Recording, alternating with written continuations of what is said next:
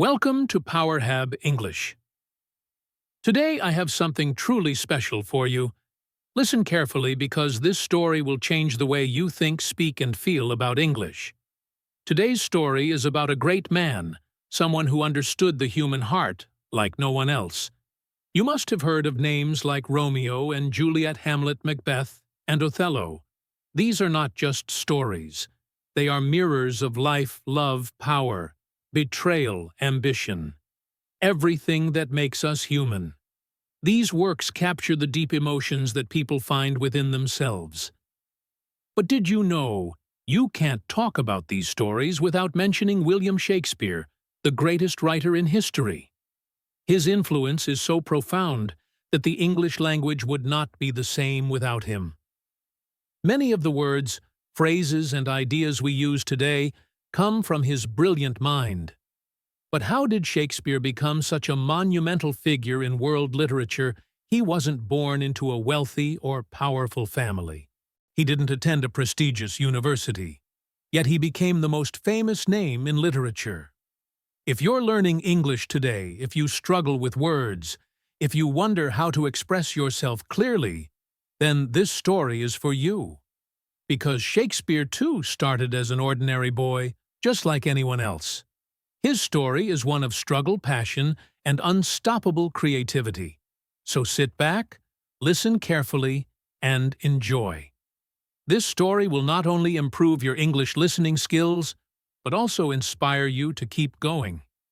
It was a cold April day in the year 1564, in a small English town called Stratford-upon-Avon, that a baby boy was born.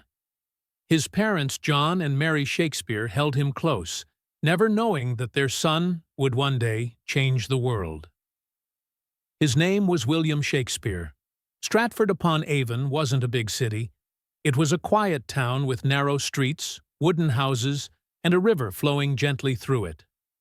People lived simple lives, working as farmers, traders, and craftsmen.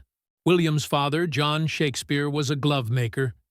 He made fine leather gloves and sold them at the town market. He was a hard-working man, respected in the community. William's mother, Mary Shakespeare, came from a wealthy farming family. She was kind, strong, and full of love for her children. William was the third of 8 children. Their house was always noisy with laughter, chatter, and the sounds of daily life. But William was different. He was curious. He observed everything: how people spoke, how they laughed, how they cried. He didn't know it yet, but this curiosity would one day make him the greatest playwright of all time. Back then, there were no televisions, no phones, no internet. People entertained themselves with stories. Traveling actors would come to town and perform plays in the streets. Young William would watch in amazement, his eyes wide with excitement. He loved listening to old legends, folk tales, and heroic stories from history. Each story made his imagination grow stronger. At the age of 7, William started school. The school was a small, simple building with wooden benches and a strict teacher. But what he learned there would shape his destiny. He studied Latin, history, poetry, and literature. Latin was the language of scholars, and young William became quite good at it. He read the great stories of ancient Rome and Greece and discovered writers like Plutarch and Virgil. Their words stayed with him, inspiring the future plays he would write. But William wasn't just a bookworm. He loved nature. He would walk through the green fields, watch the river, and listen to the sounds of birds. He played with his friends, ran through the streets, and enjoyed life like any other boy. Yet there was something inside him, a deep hunger for words, stories, and meaning. He felt the world was full of untold stories waiting to be shared.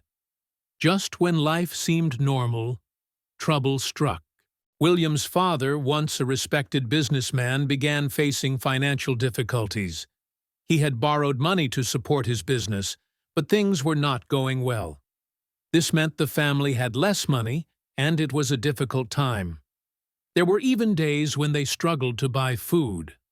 William saw the stress in his father's eyes and the worry in his mother's voice. He understood that life was uncertain. But instead of feeling hopeless, William observed everything around him. He absorbed the pain, the stress, and the uncertainty. He felt every emotion deeply and learned that life is full of ups and downs. This understanding would later shape the themes in his plays. Even as a child, he had a special way with words.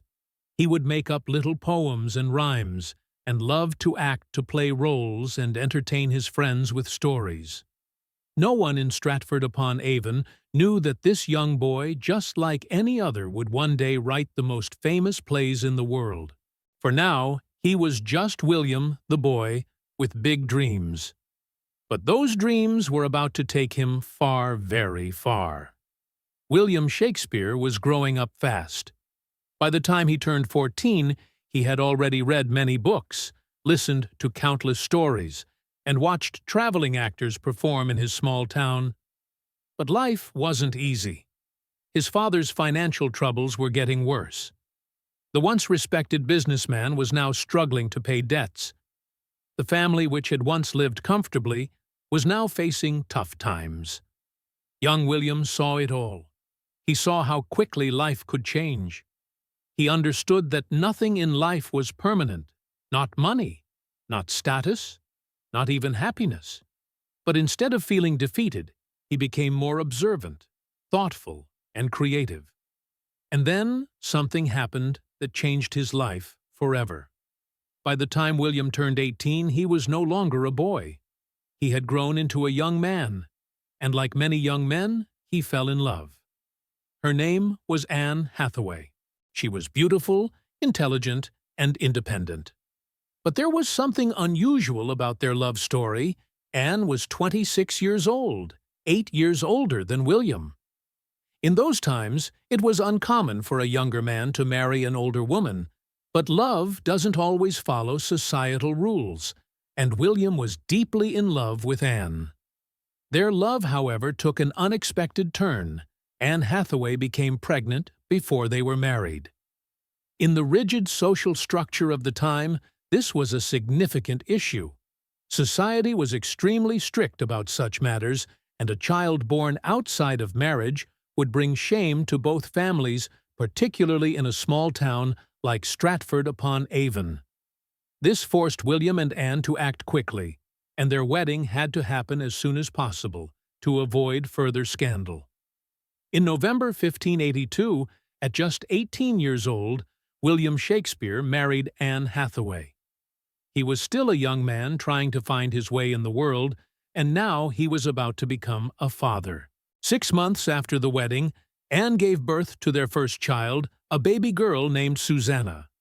The joy of their first child was short-lived, as just 2 years later in 1585, Anne gave birth to twins, a boy Hamlet, and a girl Judith. By the time William was only 21 years old, he had already become a husband and father of 3 children. Life was moving incredibly fast for him, but now there was a new challenge that he had to face. How would he support his growing family? At that time, William's father's business was still struggling. Despite his past success, John Shakespeare. William's father was no longer the well-respected businessman he once was. William, having no stable job of his own, realized the weight of responsibility that came with raising a family. He had no land, no title, no fortune to fall back on, and he certainly had no interest in becoming a glovemaker as his father had done. The world around him seemed filled with obstacles, and yet he had something that could change everything: words. He had the ability to craft stories, to create worlds with his imagination, and that passion for creation would soon become the path he would follow. This period of uncertainty in William's life, known as the lost years, from 1585 to 1592, is shrouded in mystery. Historians have no clear records of what William did during these 7 years, which has led to much speculation. No one knows for sure how he survived or what exact work he was engaged in, but several theories have emerged over the years. 1. Some believe he became a school teacher since he was well educated. He might have taken up a job as a private tutor, possibly for a wealthy family, looking for someone to educate their children. 2. Others think he worked as an actor. It's possible that he joined a traveling theater company, gaining first-hand experience in acting and performance, something that would later be reflected in his plays. 3. Some even speculate he got into legal trouble. One story suggests that he may have been involved in an incident where he was caught hunting illegally on a rich man's land, leading him to flee Stratford to avoid prosecution. Whatever the truth may be, one thing is certain: by the time William resurfaced in the world of history in 1592, he was no longer the young boy from a small town. He had made his way to London, a city full of energy, opportunity, and ambition. The late 1500s was a time when London was the heart of England's thriving theatre scene, a bustling hub filled with actors, writers, and poets who were all striving to make a name for themselves. Shakespeare arrived in London with no money, no connections, and no formal experience. Yet he had something far more important: talent, determination, and an unstoppable passion for storytelling. This is what would eventually set him apart from others. He started working as an actor in small theater companies, learning from everyone around him how people spoke, how they moved, how they expressed emotion. He studied all of it, observing and soaking up the art of performance. Soon after, Shakespeare began writing his own plays. At first, these were simple, light-hearted works meant to entertain and bring laughter to the audience. But as time passed, he realized that he could do more. His works could provoke thought, spark deep emotions, and make people question the world around them. He could write plays that weren't just entertaining. They could change people's perspectives on life itself. By 1592, Shakespeare was beginning to make a name for himself in the London theatre scene. He was no longer an unknown actor, but a rising star in the world of drama and theatre. However, not everyone was impressed with his work. A famous playwright named Robert Greene publicly insulted Shakespeare in a letter, calling him an upstart crow, a term meant to belittle him, implying he was a nobody trying to act like a great writer. But despite the insult, Shakespeare refused to let it stop him. Instead, he used it as fuel to continue working harder and proving his worth. Instead of giving up, Shakespeare worked even harder. He wrote more plays, performed in more theaters, and slowly gained the respect of actors and audiences. He was building his reputation and becoming known for his incredible talent and creativity. But in 1593, something terrible happened that threatened to destroy everything he had worked for. A deadly disease called the plague spread across London. It devastated the city, and theaters were forced to close. Suddenly, Shakespeare found himself without work, unable to perform or write plays as he had before. But he didn't let this setback defeat him. Instead of abandoning his craft, Shakespeare turned to writing poetry. During this time, he wrote two famous long poems, Venus and Adonis and The Rape of Lucrece. These poems were a massive success, gaining him fame and fortune. Even Queen Elizabeth I was impressed by his work, cementing his reputation as one of the most talented writers of his time. By 1594, the theaters in London reopened, and Shakespeare returned to doing what he loved most: writing and performing plays. He became part of a famous acting company called the Lord Chamberlain's Men. Not only was he writing the plays, but he was also performing in them, fully immersing himself in the world of theater. Shakespeare's plays began to dominate the stage, filled with themes of love and heartbreak. Romeo and Juliet, power and ambition; Macbeth, betrayal and revenge; Hamlet, and jealousy and madness; Othello. By the late 1590s, Shakespeare had become one of the most famous and influential playwrights in all of England. But Shakespeare didn't stop there. He wasn't content with just being famous. He wanted more success, more influence, and more masterpieces that would stand the test of time. And that's exactly what he achieved. In 1599, something truly extraordinary happened. Shakespeare and his acting company, the Lord Chamberlain's Men, decided to build their own theater. They named it the Globe Theater. Imagine the scene: an enormous circular theater with an open roof, thousands of excited people rushing to get seats. The stage was set for some of the greatest plays ever written. This was not just a theater. It was Shakespeare's home, his dream, his kingdom. At the Globe, Shakespeare performed his greatest works. Hamlet, a story about revenge, madness, and fate. Macbeth, a tale of power, ambition, and guilt. Othello, a tragic story of love and jealousy. And Julius Caesar, a political drama full of betrayal. These weren't just plays for entertainment. They were powerful stories that made people think, feel, and question life itself. Shakespeare had created a space where his imagination and words could come to life in front of thousands, and this was his moment. He had built his legacy. As Shakespeare's success continued, he became wealthy beyond his wildest dreams. By the early 1600s, Shakespeare wasn't just a famous writer, he was one of the richest playwrights in England. He owned shares in the Globe Theatre, which brought him significant income every time a play was performed. Additionally, he earned money from published plays and poems that were sold all across England. He also received royal support, as both the king and queen admired his work. This recognition meant that Shakespeare's influence reached the highest levels of society. Shakespeare's financial success allowed him to buy multiple properties, including a grand house in Stratford called New Place. At a time when many playwrights were struggling to survive, Shakespeare was living a comfortable, wealthy life with both fame and fortune. But for Shakespeare, fame and fortune were not enough. He wanted something bigger. In 1603, a historic event changed everything. Queen Elizabeth II, who had long supported Shakespeare and his work, passed away. Her successor was King James I. At first, no one knew whether the new king would appreciate theater or if he would close the theaters for good. But Shakespeare didn't have to worry. King James I loved Shakespeare's work. In fact, the new king was such a fan that he personally invited Shakespeare's acting company to perform for him.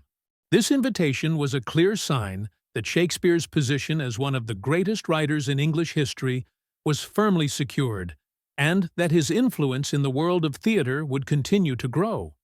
And then something incredible happened.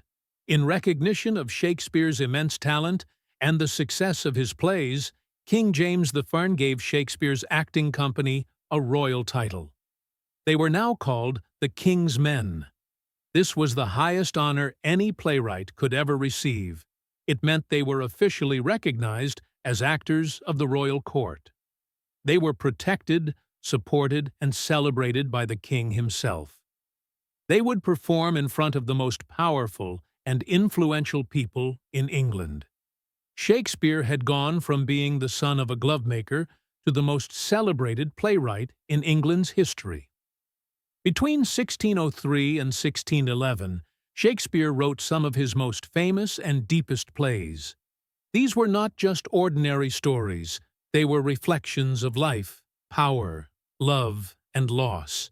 He wrote King Lear, a heartbreaking tale of a father's betrayal. Macbeth, a dark story about ambition and destruction. And The Tempest, a magical story of forgiveness and new beginnings. As he grew older, Shakespeare's writing became darker, more emotional, and deeply philosophical. His plays began to explore more complex themes and emotions, reflecting his own experiences and inner thoughts. Shakespeare was changing. He was growing older, and with age came new perspectives. He had seen fame, fortune, betrayal, and loss, all of which were reflected in his work. His plays became more personal, and his characters felt more real than ever before. There was a depth to his writing that captured the human condition in ways few could. By 1611, Shakespeare had achieved everything he had ever dreamed of. He was famous, rich, and respected by kings and queens. His work had made him one of the most influential writers in history. William Shakespeare had lived a life beyond imagination. He had come from a small town in Stratford-upon-Avon to become the most famous playwright in history. He had written tragedies, comedies, and histories that changed the way people thought about life, love, power, and fate. He had performed for royalty and become one of the richest and most respected men of his time. In 1613, Shakespeare made a decision that surprised everyone. He retired. For years, he had lived in London writing, acting, and directing plays, but deep inside, he missed home. He longed for the quiet streets of Stratford, the green fields, the peaceful rivers, and most of all, he missed his family. So he packed his things and returned to New Place, his grand house in Stratford. There he planned to spend the rest of his life in peace, away from the busy life of the city. In Stratford, Shakespeare found tranquility. He would wake up early in the morning and walk around his gardens enjoying the beauty of nature. He would sit by the fireplace reading books and reflecting on the life he had lived. He spent time with his daughters, Susanna and Judith, talking about life, love, and the future. Even though he was retired, visitors from London would sometimes come to see him asking for his advice on plays and poetry. But even in retirement, Shakespeare's mind was still full of stories. People say that in his final years, he would sit for hours lost in his thoughts, whispering words of poetry to himself. His creativity never truly left him.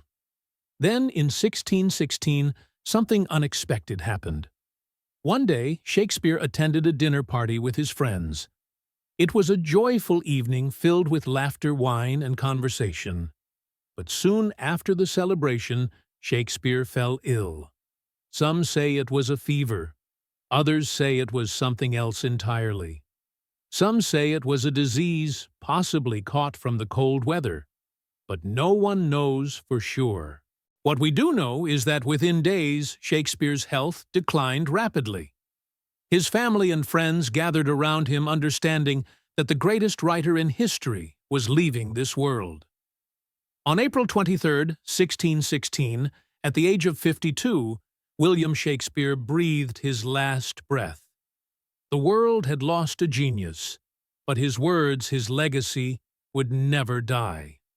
Before his death, Shakespeare wrote a few lines that would become his final words to the world. He knew that after his death, people might disturb his grave, so he wrote an epitaph, a short poem warning anyone who might try to move his bones. "Good friend, for Jesus' sake, forbear to dig the dust enclosed here. Blessed be the man that spares these stones, and cursed be he that moves my bones." Even in death, his words were powerful and eternal.